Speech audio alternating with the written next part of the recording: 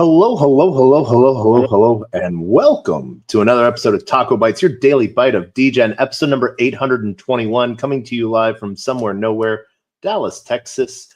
We are coming to you live on LinkedIn, Player One Taco YouTube, 0xDegens YouTube, Twitch, Twitter, Telegram, Rumble, Kick, on-chain via Unlonely, and on-chain via Filecoin and Soul Media Tech. And we have an amazing guest today. We have Super Genius, aka the one and only Ken, from Genius. And Ken, how are you doing today, man? Man, I'm very good. How are you, Taco? I am doing great. It has been a good day. A lot of work done. Scrambling last minute as everyone sort of tries to get things done before they disappear for the holidays. Yeah. You know? Yeah, absolutely. Same here. Yeah, I don't know where I'm going to disappear to yet, but I have a nice beach somewhere that I think I might disappear to. I am disappearing to a beach as well. So for those that are joining us on Twitter, huge shout out to all of you guys. If you want to join the conversation, you can either leave questions in the comments or you can join us on video, as there is a big, in the Jumbotron, there is the live video of me and Ken chatting. And so we'll be getting through a lot of this today. Ken, how's Genius doing today?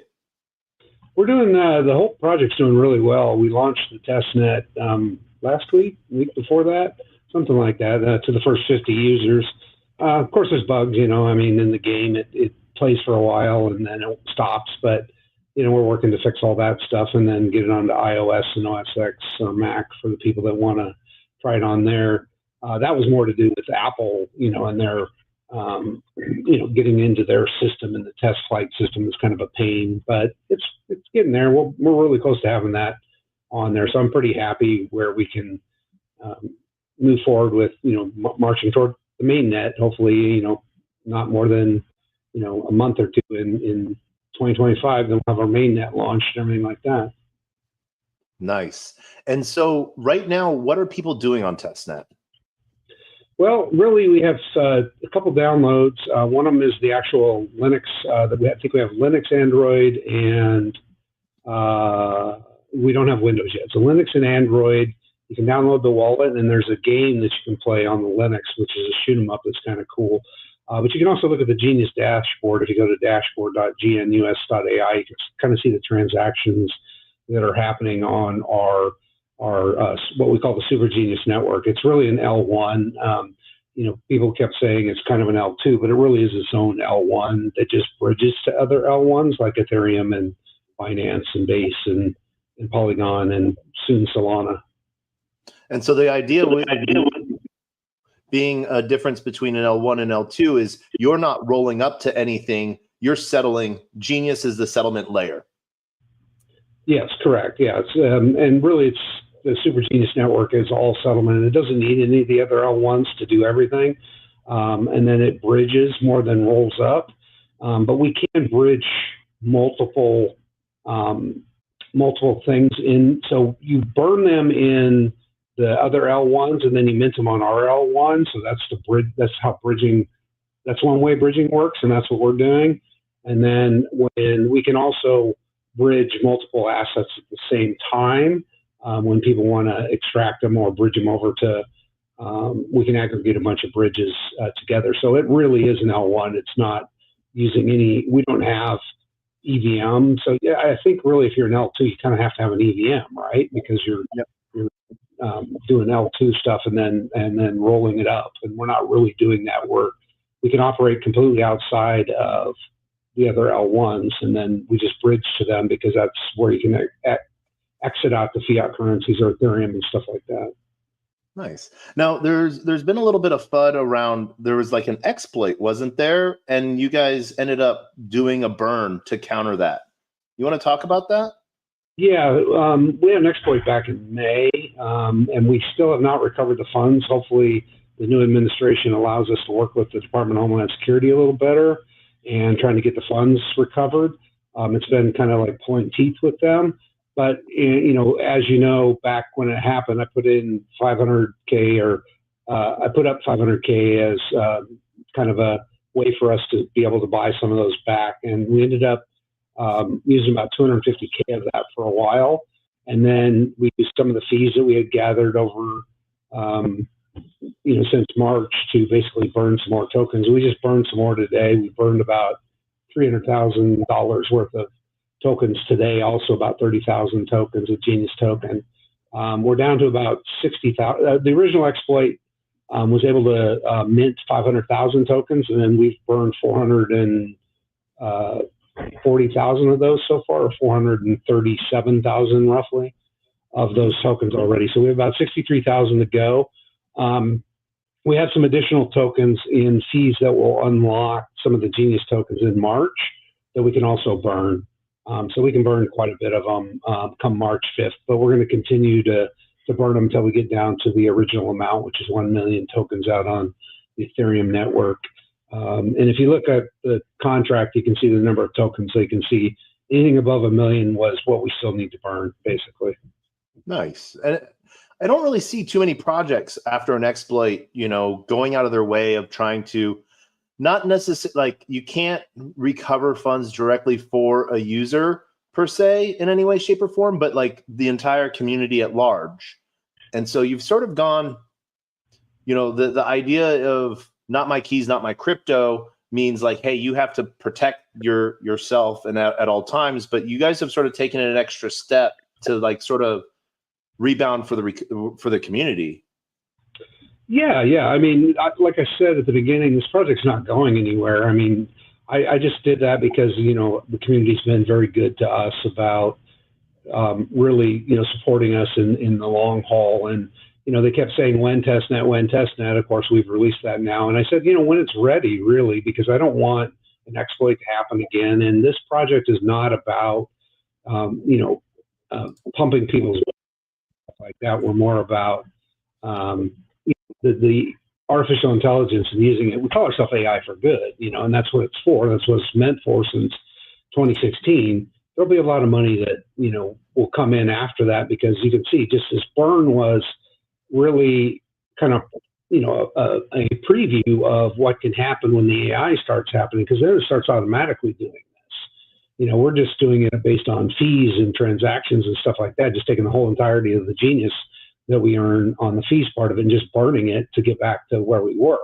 Well, when the AI starts happening, it's going to start doing this automatically. So can you imagine, 10% every time you go through one iteration of the outstanding Genius tokens and you do artificial intelligence processing, 10% will be gone every iteration, and that'll just keep going. We don't have any plans on stopping that unless the network slows down, and then we might mint some more. And that's just to basically even out volatility more than anything else. Yeah.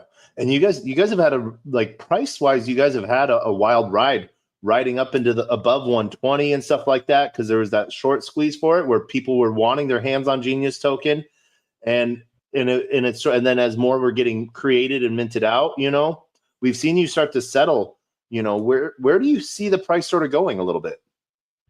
Well, in general, it's going to go back up to 100, over 100, I think. I mean, just my gut feeling more than anything else. Don't take my word for it. I'm not an expert on any of this stuff, but I have carefully crafted the tokenomics to make it where it always goes up.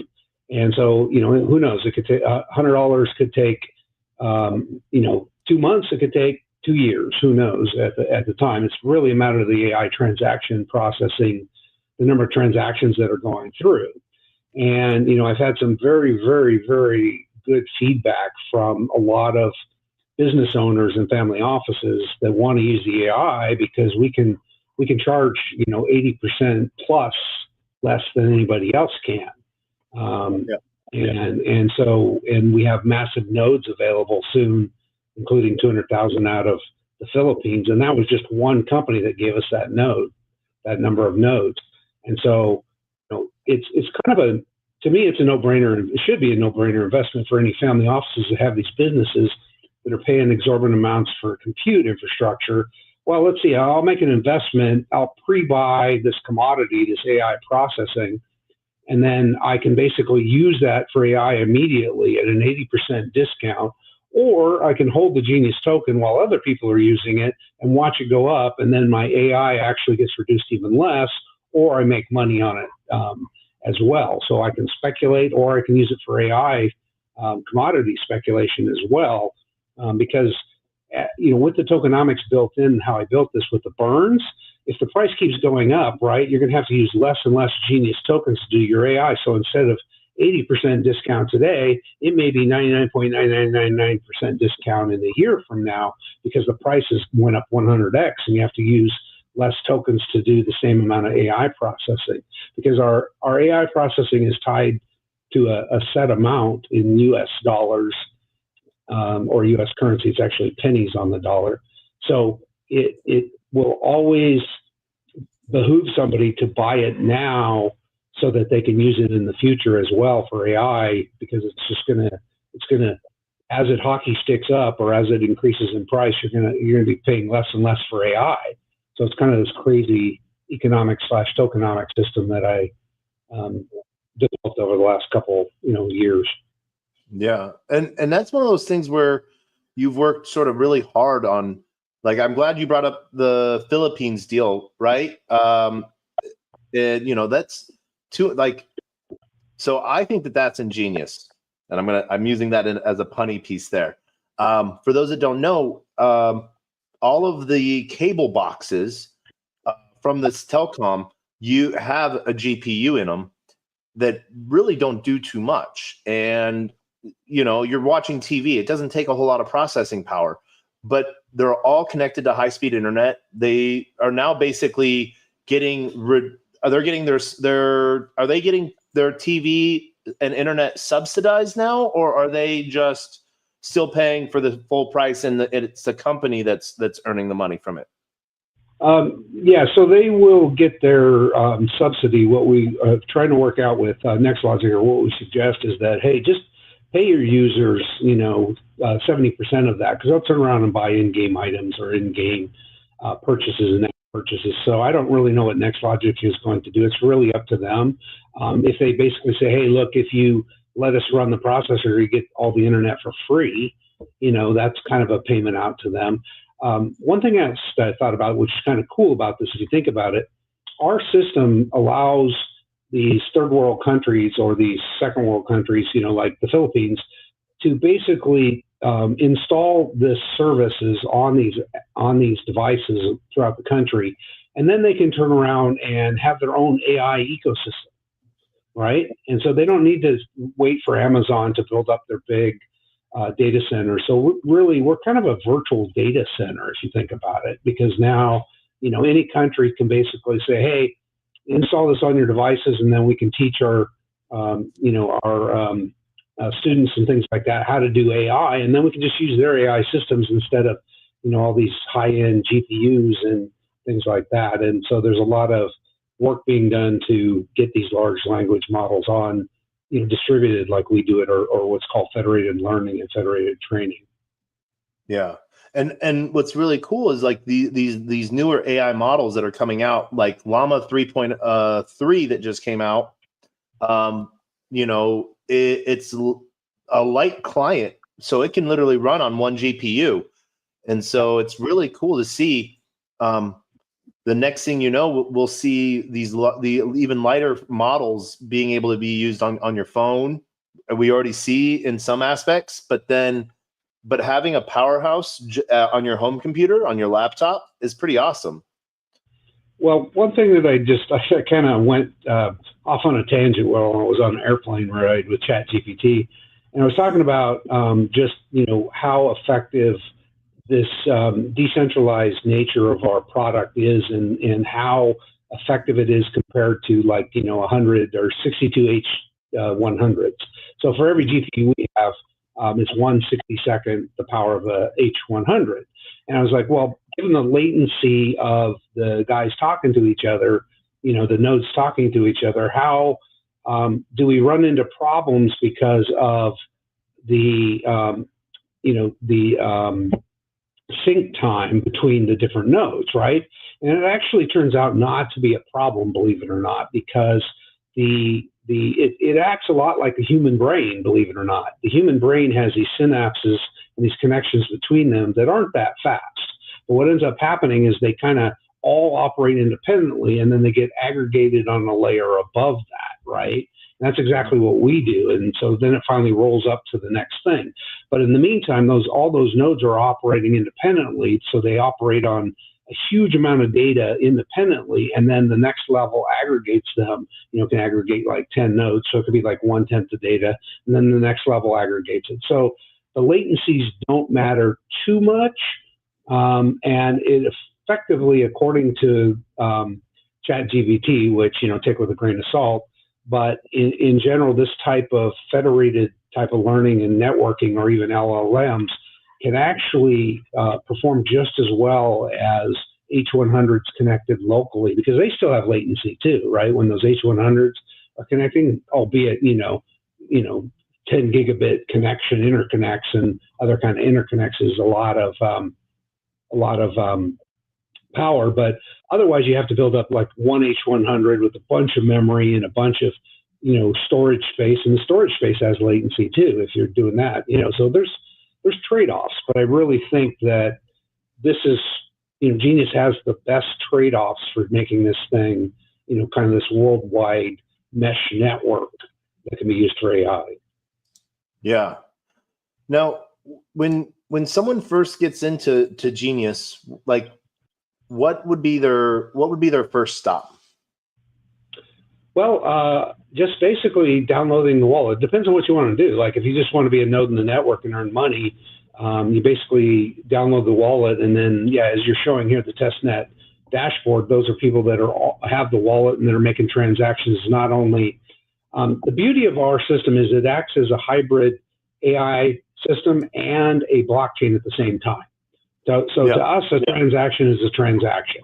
Whether you're doing something called multi-party computation, where you're computing, what the output of a AI input is, the AI data input, or you're doing a transaction that's trading a crypto on, our private network, whether you're trading Genius or an NFT, that's the same to us, no matter what. Just the proof of those particular transactions is a little bit different and a little bit more complicated for the multi-party computation, but that's still a transaction. And that's why we have the jobs that are there. You can submit a job and you can convert, TensorFlow and give us the data. And there's a little JSON form. In fact, if you can kind of check that out, you can connect your wallet and you can look at you can enter it manually, or you can upload a JSON file as well. And that will tell it what to do that. So if you open up that manual thing, you can enter all the data manually like that, or you can sit there and upload a JSON file with all that data in there, where you can basically tell it, here's the data that I want to process. Right now, we have a sample of processing a bunch of images that identify joints and other features of a human being. And so you can upload that in there, and then it'll just go off of processing, and all the nodes will split it up and take care of the process, and then send you back the data wherever it picks it. Right now, I think our test job is doing it back and forth between IPFS storage, but there's no reason you have to use IPFS. You can use HTTPS, FTP, anything like that you want to do.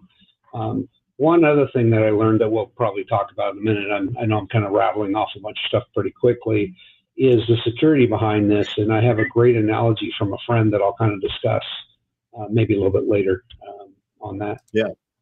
No, it's one of those things to where, where would, I know where to go for pulling like Hugging Face and stuff like that, but where would someone find a model, and where would the average user use this? Well, in general, the average user would have to convert the model, and we have a command line interface for doing that. So that's not an average user. That's more of a tech person. But we should probably, I thought about this, and we're probably going to have some kind of store, or portal where you can go find models that you want to use and put them in here. We haven't built a lot of those yet because we've been just mainly focusing on the infrastructure working and all that, but that's pretty minimal for us to build. There's already a bunch of model stores out there, where you can download models and things like that. But this is usually a conversion from TensorFlow or some other machine learning shader language into MNN, which is the mobile neural network that allows you to create these mesh networked federated learning and training. And one of those things that you have within like the updates within the MNN, the mobile neural network, you're getting ready for like some SDK launches on games as well. Yeah. So we already have one of we're our first 50 kind of testers or people that we've let into the system are running a game, a shoot 'em up. And while they're running the shoot 'em up, they're actually earning Genius because it's running AI in the background. We've put that out before. We've done demos on that. But 50 of those guys, I think there's probably 10 Android users that are available.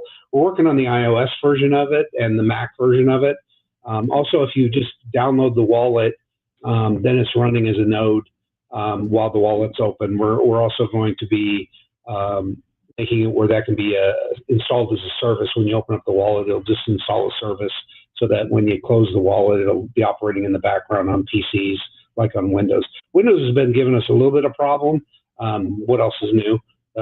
But the OS X, the Mac version, and the Android and Linux and iOS versions are pretty much operating on testnet. We just haven't doled them out to the other testers yet, the iOS version.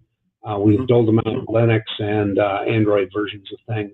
And then I have another game that I'm kind of working on, but that won't be ready for a few months, but we'll probably launch that as a free-to-play kind of game. Do we get any alpha on what kind of game it is? Sure. Let me share my screen here. I'll show you. I opened up Unity to show you. I've been working on this for a few years, but I wanted to get Genius done first, and this will be like one of my first games that I'll launch on Genius. Here, I'll present, share the screen here, window, I guess this one. All right, so you can see that? Yeah, all right. Basically, I'm in Unity right now, and that's a Unity window right there. And so what it is all these guys, actually, I will change screens here, present, because I want to show you the actual, this part of it. Okay, so this is the Unity editor, and I'm pretty familiar with this, and this is the models. And this guy right here that you can see, this is Neo. It's called Neospace. And so on GitHub, I've actually documented this and the characters and kind of the game behind the game design, really. And what it is you act like a, so if I use, let me see if I can scroll out here a little bit, it's a little slow. This is like one of the levels. These levels will be auto-built, but I just put together a small little level. And they'll be inside a spaceship. And all these will be like bosses and the guys that are down here, and some of them that are lined up with Neo over here are kind of your, you can run as one of those players as well. But most of these are bosses and minions in the level. And what happened is, the story behind it is that these aliens have taken these spaceships and are ripping them apart for the power supplies in them, these power modules in them. And so what your job is you have a non-lethal kind of way of recovering that stuff, including, you know, a shrink ray that can shrink the stuff, or things that can ice the different characters and all that. So there's no lethality in it, no lethal killing in this game. I don't particularly like first-person shooters where you're just, you know, seeing blood splatters and all that. And so what ends up happening is you'll be running around this ship collecting these modules and ship parts, because they're tearing apart the ships. And then you'll bring it back to the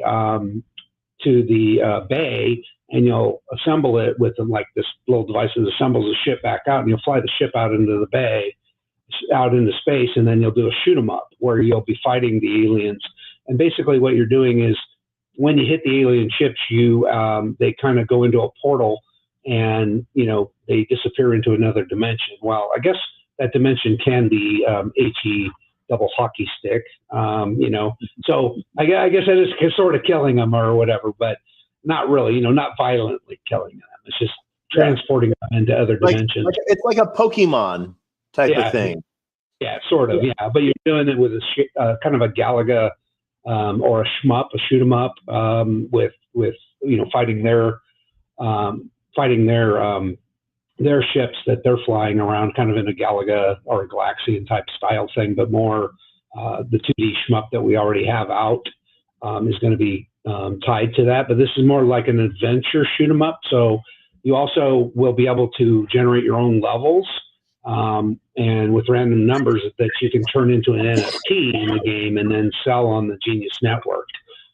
It's all tied to the Genius Network, and when you go through and earn, once you fly the ship back, you'll actually earn tokens in the game, and they'll be Genius tokens or Neo Space tokens that are child tokens of the Genius token. But in general, so like if I stop the screen, you'll see present the full one here. I can start the game here. Let's see if in Unity. So you can actually run around already. Well, now it's importing assets. So hold on, when it does that, there we go. Okay, so now you can see that, they're animating, and here's Neo running around inside the level. He'll be fighting these guys, and actually if you double click on him, he shoots. Well, let's probably bring him back this way so you can actually see him. Oh, of course, he turned around to do it. Come this way. You can sneak too. So yeah, if you're sneaking, so you can sneak around, and then you can walk and run, and then he fires his gun. Actually, is the one that'll shoot out the different types of things, the shrink ray or the freeze ray, or transport you into another dimension thing. And there'll be all kinds of puzzles inside the spaceships as well that all be auto generated based on either your private key for Genius and things like that. So it's going to be tightly integrated, completely free. You'll actually earn money while you're playing the game, and then people can turn around and sell their levels that they auto-generated and stuff like that, and we'll have like kind of a leaderboard of what the best levels are and things like that. So I've been working on this for a few years, but not very much time, like maybe a couple hours a month at the most.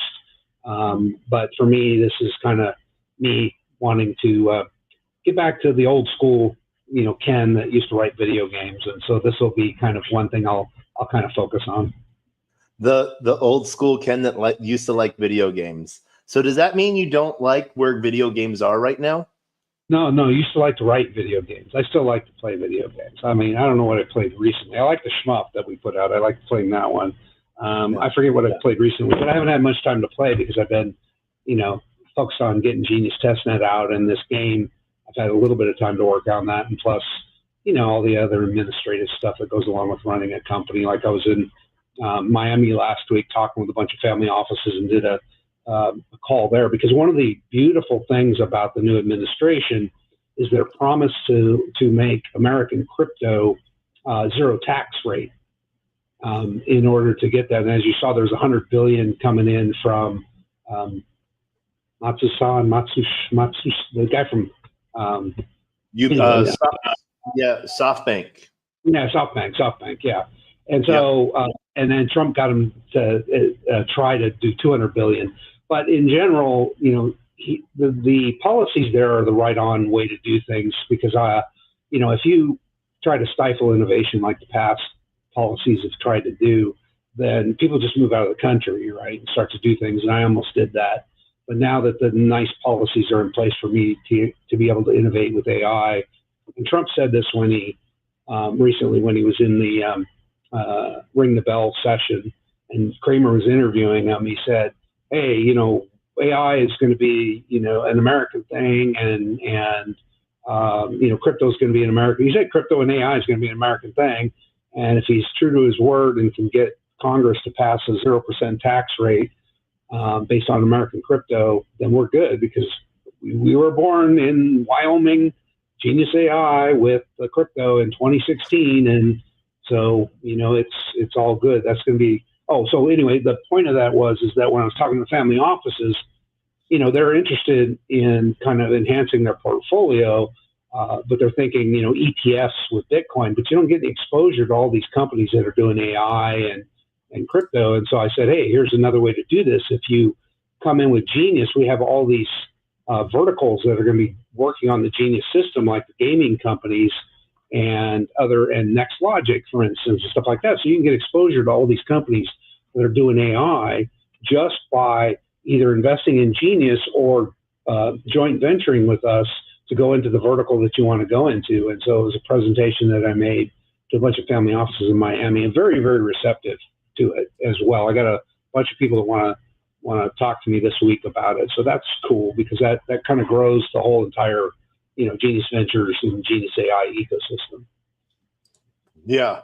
There's a lot going on there. Did you go to, so you were in the family office week before last. Did you go to NERPS this past week? No, up in Vancouver? No, I was in familyoffices.com, the event there, which ran all week pretty much. I was there from like Sunday night till Friday the 13th of all things. Luckily, my birthday was Saturday the 14th. That just passed. Yeah, man. Last week was a crazy week for me. I spent the week in Puerto Rico. I gave a presentation at a university last Monday. Then Tuesday, Wednesday was Tokenize and Bid Angels. Thursday was ETH San Juan. And then from there, I traveled from San Juan to Dallas, went to a different airport. Then I went to Denver to go visit one of our data centers out there, because we have about 36 colos, at some of these tier 3 and tier 4 data centers, and I got to go visit one of ours there. So it was sort of good to see, planning sort of something for ETH Denver. So that was sort of fun. I don't know, what's you like to make not a splash, but you like to make a presence at different conferences around the world. What's your next conference? I'm thinking it's probably going to be Game Developers Conference is going to be one for sure. GDC? GDC 2025.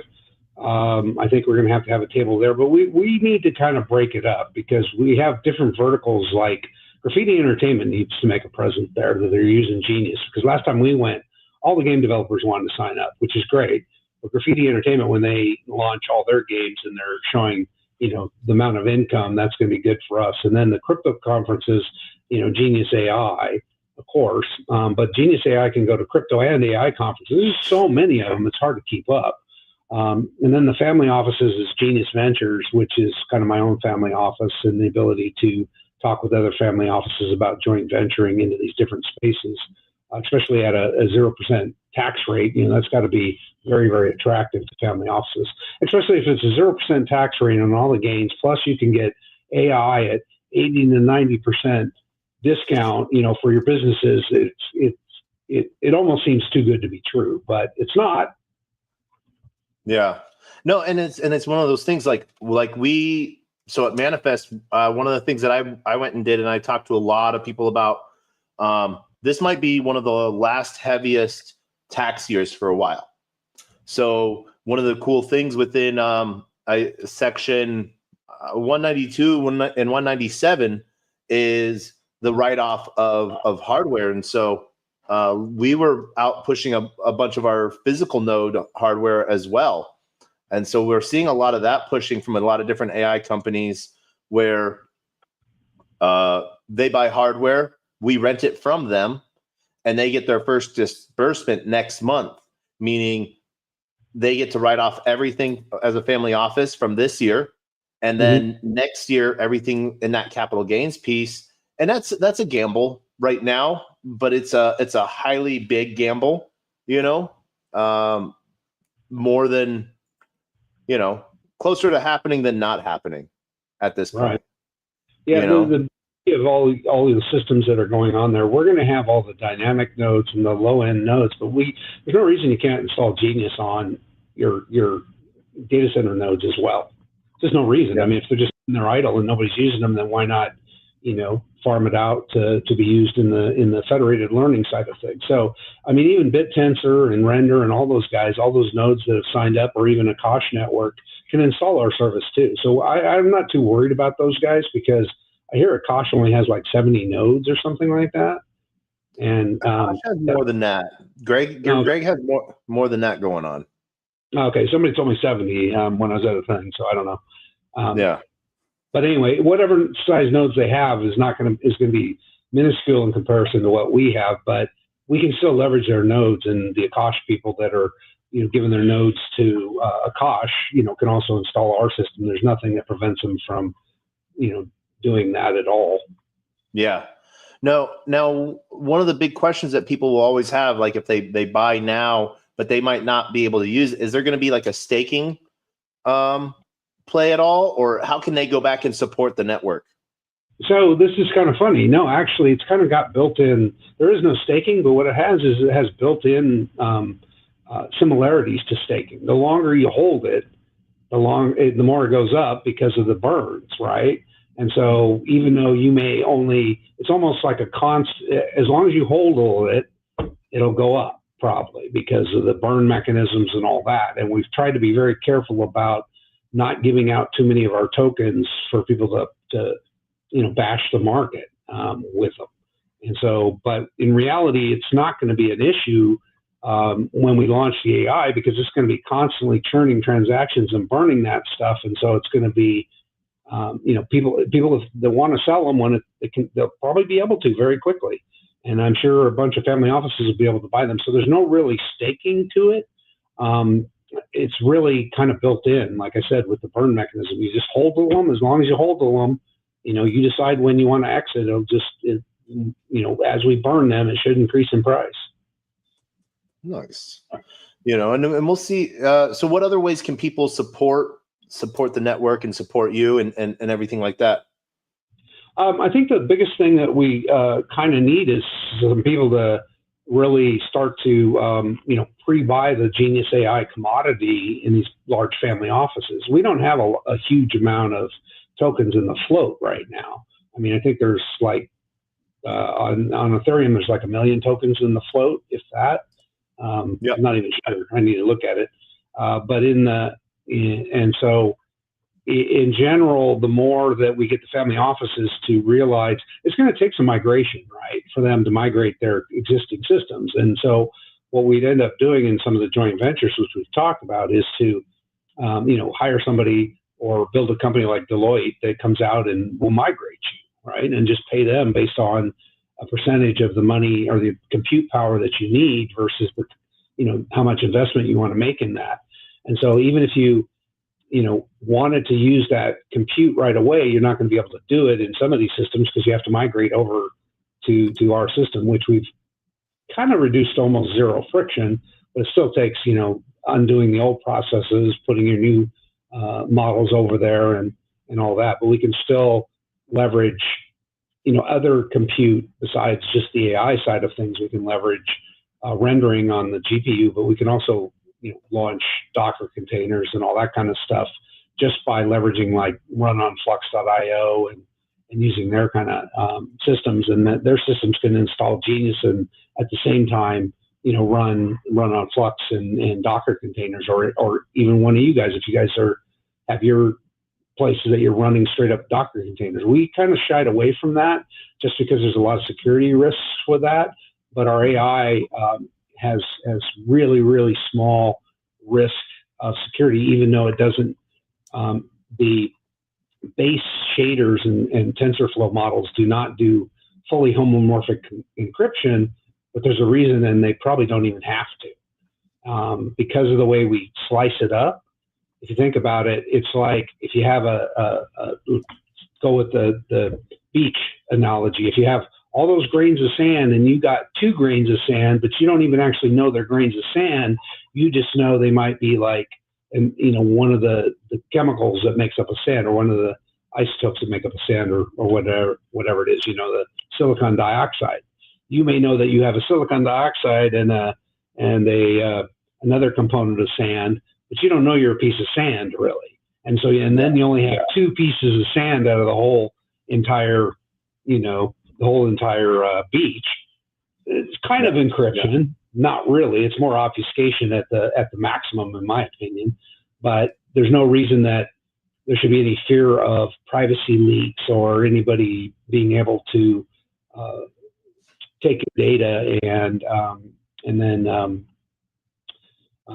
recreate it or use it for their own benefit. Now, so right now you're on 4 chains: Polygon, BSC, Base, and Ethereum. Where do you consider home right now? Ethereum, really, but Polygon's was the original one, but right now it's Ethereum. But you have to realize, since we're our own L1, there's no real base there, because they're all going to have the exact same smart contracts, and it just depends on where the person wants to roll out his Genius earnings to, when he's doing the AI processing. So in general, it's where everybody's comfortable. In fact, we have a request for going on Solana, and I have a new smart contract writer that's going to start looking at that on Solana too. You have to realize that we trade NFTs too, right, and in-game items, and so we cannot be on anybody's chain, but we can leverage their chain to for trading the NFTs, moving the NFTs across to other games and things like that. So if you want a game specifically on Solana, you just link to Genius.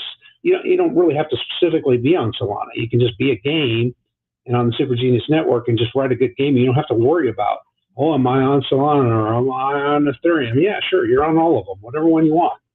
So It's not really up to you. It's up to the customer and the player where they want to extract and trade their items at, or what chain they want to. It's up to them. They basically say, hey, I want to. In fact, you don't even need to go on other chains. You could trade it on the Super Genius network. You could send the in-game items to another Super Genius network-enabled game and blockchain, and then there's no gas fees.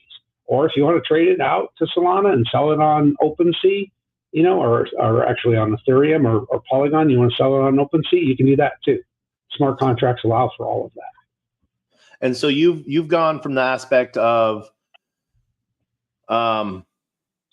what's the word here? So like your Ethereum, Base, and BSC are all are you using layer 0 technology for using the same contract, or did you deploy via like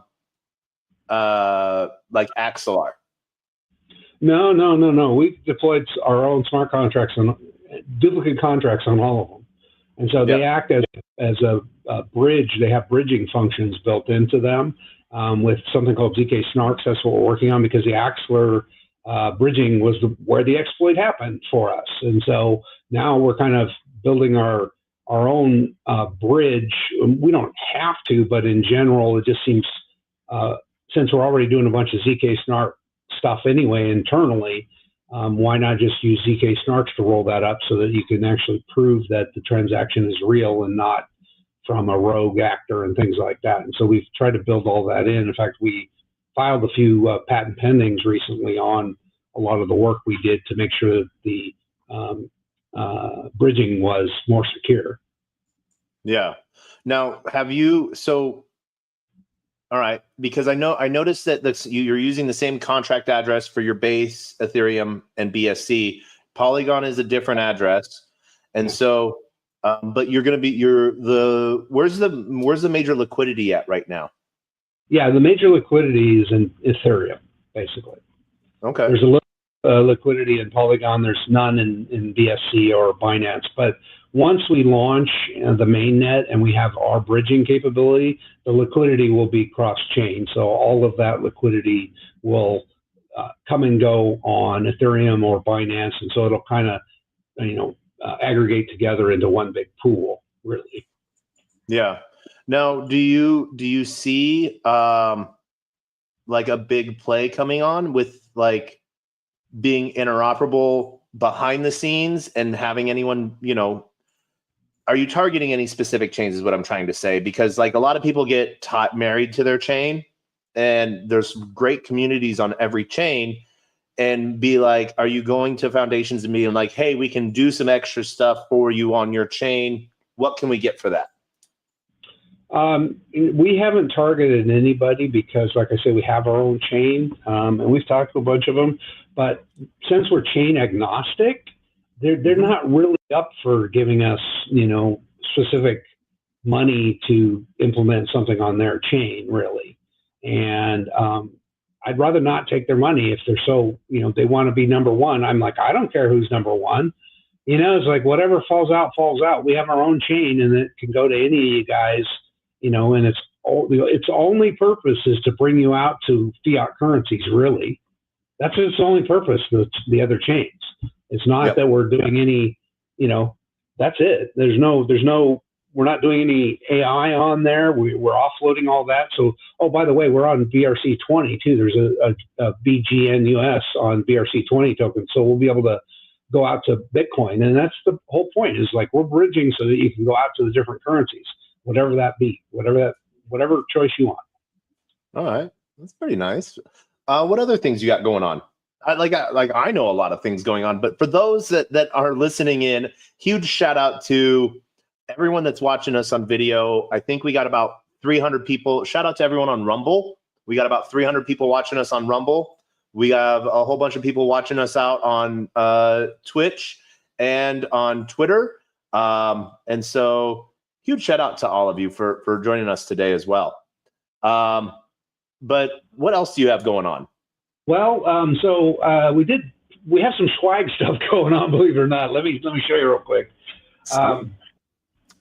We got swag. We like swag. Yeah, so I've been printing these, and I took these to the family offices, and I've been giving these away at Game Developer Conference, but we're setting up a store because so many people have been requesting this. And so this is the GNUS t-shirt.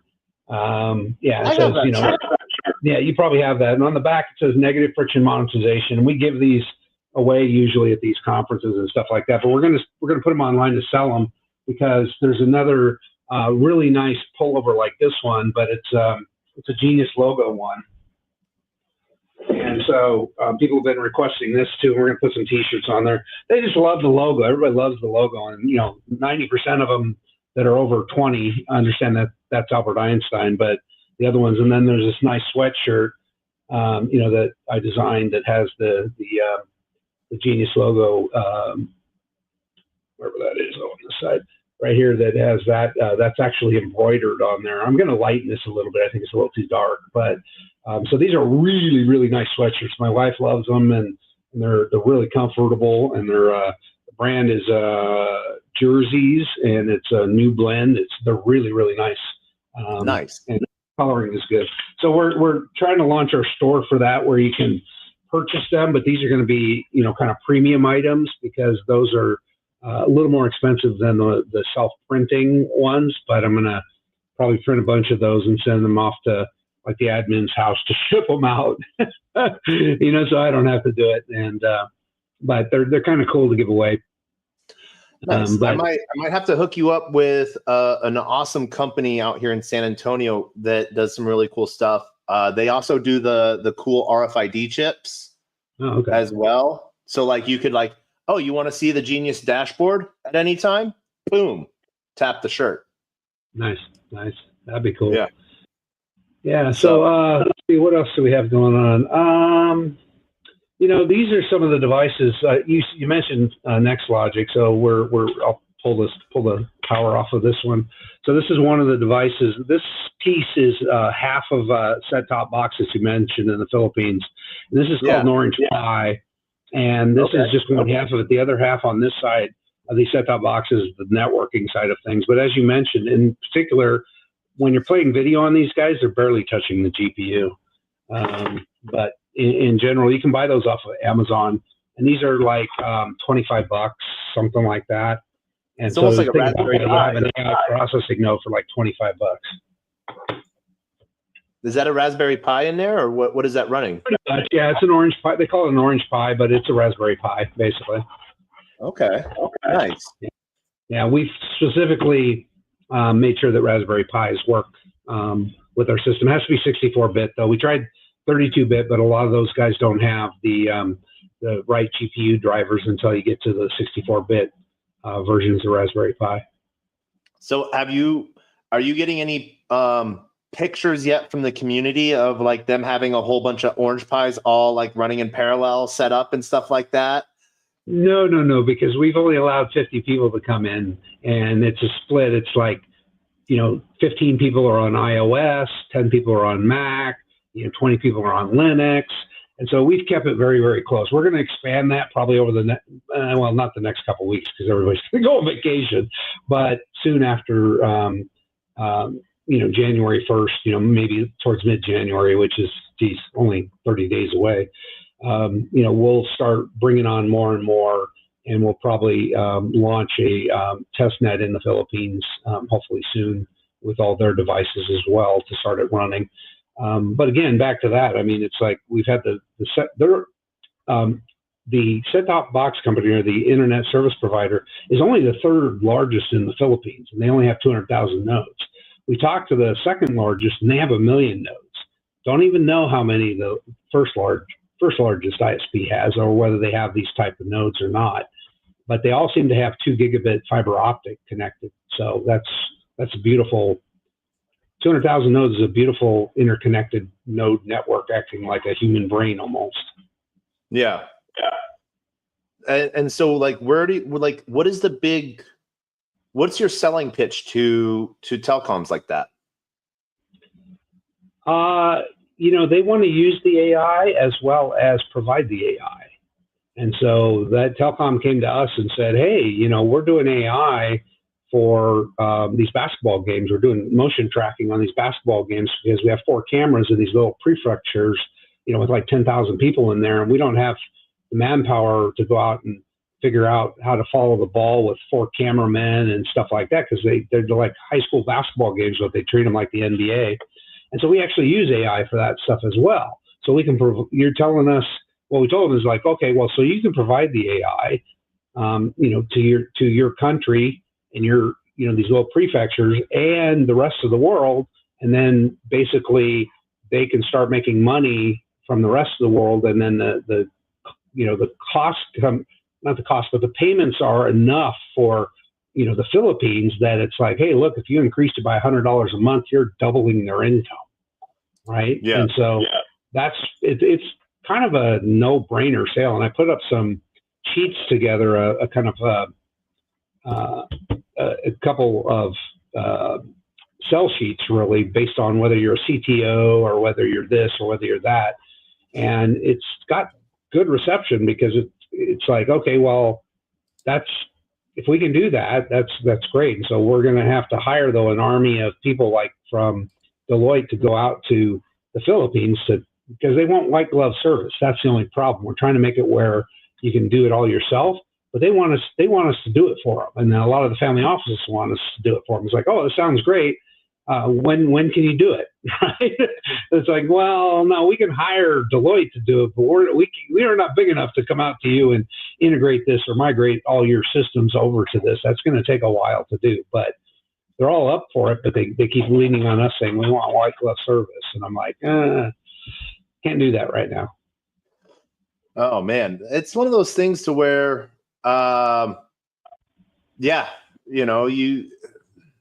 you as you're building a team, you're getting someone like Deloitte, and you're getting other people. Like I know some of my friends are working really heavy with Deloitte Wine.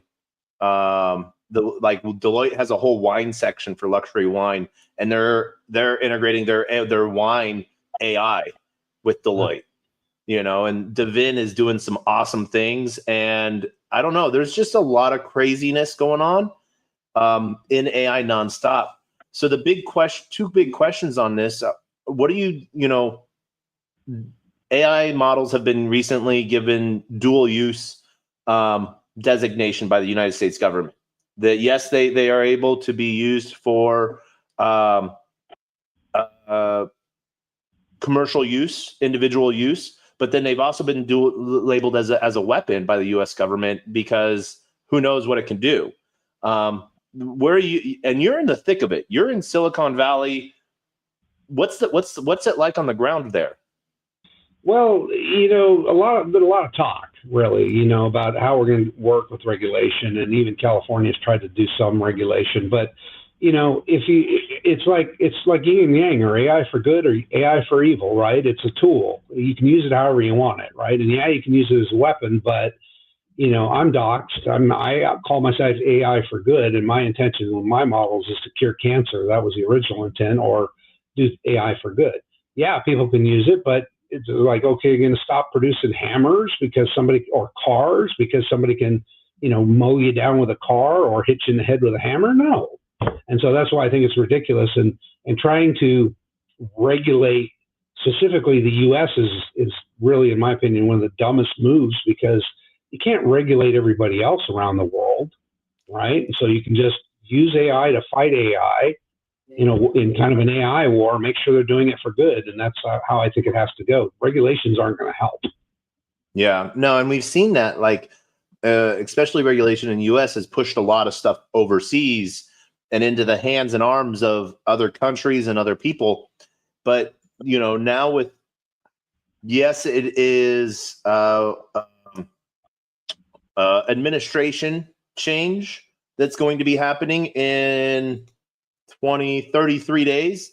I still say affectionately regime change, and it's one of those things to where it's an interesting play, as we see tech companies wanting to come back to the US as well, because everyone sort of wants to have a base of operations in the US, but they're afraid of what that regulation might mean.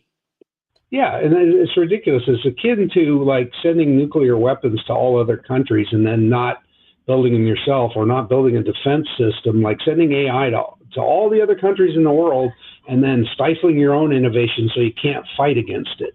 And so all the banks will have all that AI out there being done for good, but we're not going to use AI to kind of combat it. It's just the dumbest thing I've ever heard. Yeah. And it's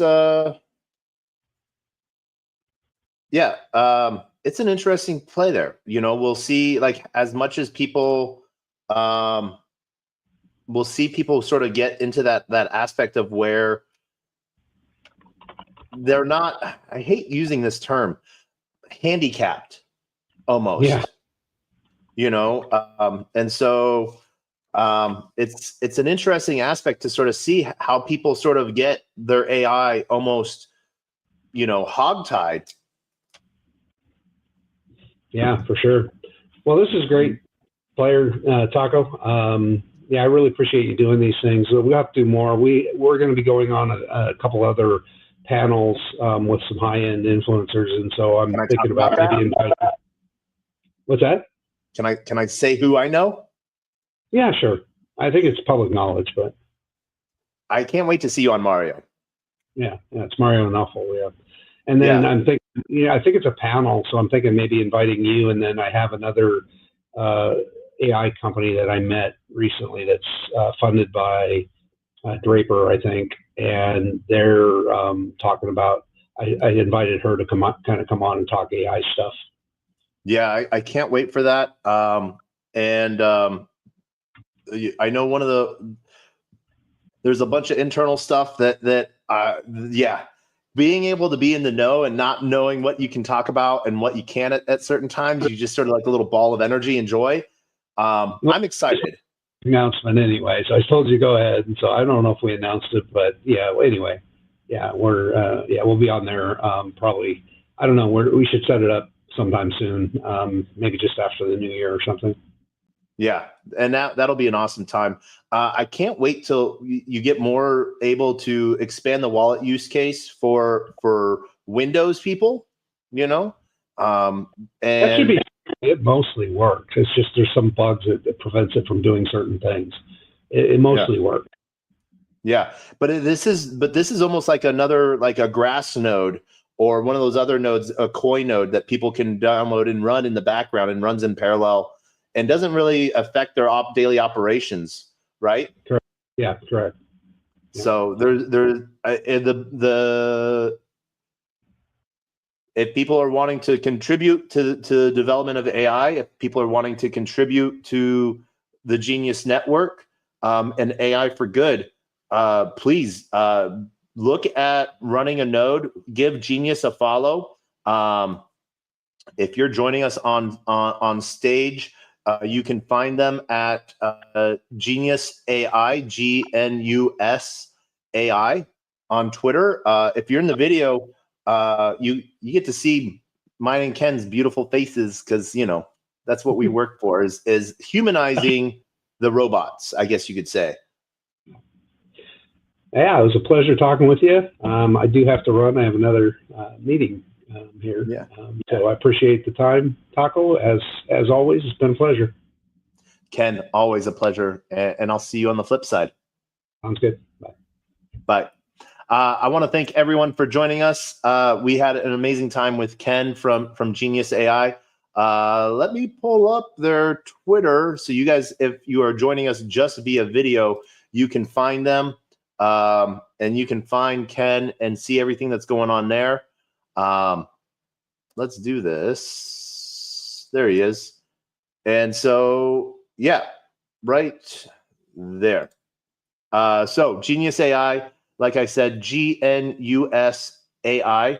A lot of things are coming online for GNUS and for Ken. And I've known Ken for almost 2 years now. So it's been an amazing ride to see GNUS expand and grow and continue to build. And seeing testnet launch, that's one of those babies situations where you get to sort of see it and test it and put it out for the world to see and be judged on. And so it's a huge thing as a founder, as a builder, and as a team to sort of see that grow. So super excited to see what GNUS does next. And, you know, as the games come along, for those that don't know Ken, he has a huge history on game development and game building, almost 30 years. And so super excited to see as this grows and as this develops. I'm super happy with this. I hope everyone is having an amazing day, and we will see you next time. And as always, we end with the same two things, our words of wisdom and the greatest worst knock-knock joke on the face of the planet. Our words of wisdom are always the same. A closed mouth cannot be fed, and you cannot feed a closed mouth, meaning if no one knows you're looking for opportunity, opportunity can never come a knocking. If opportunity does come knocking and no one answers, it's going to keep on walking. And with that, I want to thank everyone for joining us for TacoBytes, your Daily Bite of Degen, episode 821, coming live. And thank you to everyone on LinkedIn, Player One Taco YouTube, 0xDegens YouTube, Twitch, Twitter, Telegram, Rumble, Kick, on-chain via Unlonely, and on-chain via Soul Media Tech. Everyone have a great time. And as always, we end with the greatest worst knock-knock joke on the face of the planet in honor of those that come before us and in memory of those that come after us. Knock, knock. Who's there?